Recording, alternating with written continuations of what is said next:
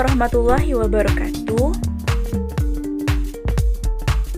Halo teman-teman, di video kali ini kita akan melanjutkan soal-soal SKB tentang bidang literasi, pendidikan, dan kebudayaan, di mana di video sebelumnya kita telah membahas bagian yang pertamanya.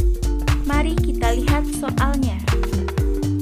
Susunan keanggotaan tim penilai jabatan akademik dosen sebagai berikut kecuali A. Seorang ketua merangkap anggota, B. Seorang wakil ketua merangkap anggota, C. Seorang sekretaris merangkap anggota, D. Anggota paling sedikit 5 orang. Sesuai dengan Permenpan RB nomor 46 tahun 2013, itu terdapat di pasal 17 yang ayat 2, yang mana susunan keanggotaan tim penilai jabatan akademik dosen itu adalah sebagai berikut.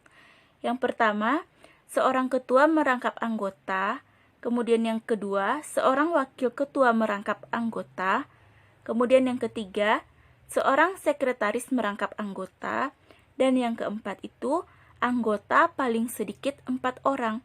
Berarti, yang kecuali di sini adalah opsi yang D, yaitu di sini disebutkan anggota paling sedikit 5 orang.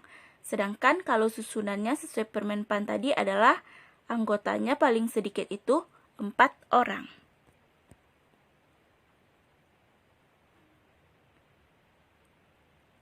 Dosen dibebaskan sementara dari jabatannya apabila kecuali A.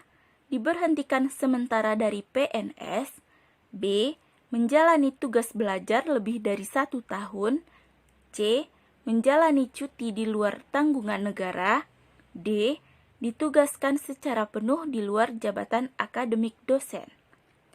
Ini sesuai dengan Permenpan RB nomor 17 tahun 2013, itu terdapat di yang bab 11 bagian ke-1 pasal 30, yang mana dosen itu dibebaskan sementara dari jabatannya apabila yang pertama itu adalah diberhentikan sementara dari PNS. Kemudian yang kedua itu ditugaskan secara penuh di luar jabatan akademik dosen.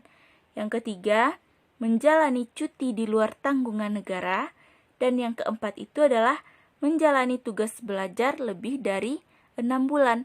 Berarti yang kecuali di sini adalah opsi yang B, yaitu menjalani tugas belajar lebih dari 1 tahun, sedangkan jawaban yang benarnya itu adalah 6 bulan. Di bawah ini merupakan pokok-pokok kebijakan Merdeka, khususnya Kampus Merdeka, yang diusung oleh Menteri Pendidikan Nadiem Makarim adalah kecuali A. Sistem akreditasi perguruan tinggi, B. Perguruan tinggi negeri berbadan hukum, C. Pembukaan program studi baru, D. Rencana pelaksanaan pembelajaran.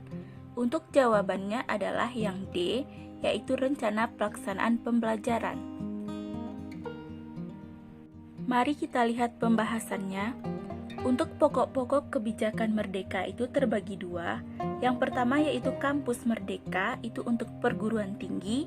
Dan yang kedua itu adalah Merdeka Belajar, itu adalah untuk pendidikan dasar dan menengah. Pokok-pokok pikiran di Kampus Merdeka atau perguruan tinggi itu ada 4. Yang pertama yaitu pembukaan program studi baru. Kemudian yang kedua, sistem akreditasi perguruan tinggi. Kemudian yang ketiga itu adalah perguruan tinggi negeri berbadan hukum atau PTNBH. Dan yang keempat itu adalah hak belajar 3 semester di luar prodi. Sedangkan untuk Merdeka Belajar itu untuk pendidikan dasar dan menengah juga terbagi 4. Yang pertama itu adalah USBN, itu adalah ujian sekolah berstandar nasional. Kemudian yang keduanya adalah UN, ujian nasional. Kemudian yang ketiga itu adalah RPP, seperti jawaban kita tadi. RPP ini termasuk ke Merdeka Belajar, bukan ke Kampus Merdeka. RPP adalah rencana pelaksanaan pembelajaran. Dan yang keempat itu adalah PPDB, yaitu penerimaan peserta didik baru. Di bawah ini, yang merupakan susunan organisasi Direktorat Jenderal Pendidikan Tinggi adalah A. Direktorat Sumber Daya, Direktorat Kursus dan Pelatihan, Direktorat Pendidikan Masyarakat dan Pendidikan Khusus. B. Direktorat Pembelajaran dan Kemahasiswaan, Direktorat Sumber Daya, Direktorat Kursus dan Pelatihan. C. Direktorat Pembelajaran dan Kemahasiswaan, Direktorat Kelembagaan, Direktorat Sumber Daya. D. Direktorat Kelembagaan, Direktorat Kursus dan Pelatihan, Direktorat Pendidikan Masyarakat dan Pendidikan Khusus. Sesuai dengan Permendikbud nomor 45 tahun 2019, itu ada di bab yang ke-6 pasal 139. Susunan organisasi Ditjen Pendidikan Tinggi itu adalah, yang pertama itu Sekretariat Ditjen Pendidikan Tinggi, kemudian yang kedua itu Direktorat Pembelajaran dan Kemahasiswaan, yang ketiga itu adalah Direktorat Kelembagaan, dan yang keempat itu adalah Direktorat Sumber Daya. Jadi jawaban yang tepat untuk pertanyaan ini adalah opsi yang C, yaitu susunannya Direktorat Pembelajaran dan Kemahasiswaan, kemudian Direktorat Kelembagaan, dan Direktorat Sumber Daya. Pendidik profesional dan ilmuwan dengan tugas utama mentransformasikan, mengembangkan, dan menyebarluaskan ilmu pengetahuan, teknologi, dan seni melalui pendidikan, penelitian, dan pengabdian kepada masyarakat merupakan pengertian dari A. Profesor atau guru besar, B. Guru, C. Dosen, D. Tutor. Mari kita lihat pengertian dari masing-masingnya. Yang pertama kita lihat yaitu adalah pengertian dari profesor atau guru besar. Profesor atau guru besar itu adalah jabatan fungsional tertinggi bagi dosen yang masih mengajar di lingkungan satuan pendidikan tinggi. Kemudian pengertian dari guru itu adalah pendidik profesional dengan tugas utama mendidik, mengajar, membimbing, mengarahkan, melatih, menilai, dan mengevaluasi peserta didik. Kemudian yang ketiga, dosen itu adalah pendidik profesional dan ilmuwan dengan tugas utama mentransformasikan, mengembangkan, dan menyebarluaskan ilmu pengetahuan, teknologi, dan seni melalui pendidikan, penelitian, dan pengabdian kepada masyarakat.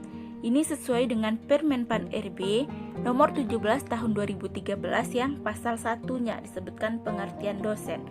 Sedangkan kalau tutor itu adalah orang yang memberikan bimbingan atau bantuan pada satu orang atau lebih untuk subjek atau keahlian tertentu. Jadi jawaban yang tepat di sini adalah pengertian dari dosen, terdapat di opsi yang C. Oke teman-teman, sekian dulu untuk video kita kali ini. Jangan lupa untuk di-like, komen, serta di-subscribe dan di-share kepada teman-teman yang lainnya agar channel ini terus berkembang. Jika ada pertanyaan yang tidak dimengerti, bisa teman-teman selipkan di kolom komentar, dan jika ada saran untuk perbaikan video kedepannya, juga bisa diselipkan di kolom komentar. Terima kasih kepada teman-teman yang telah menonton.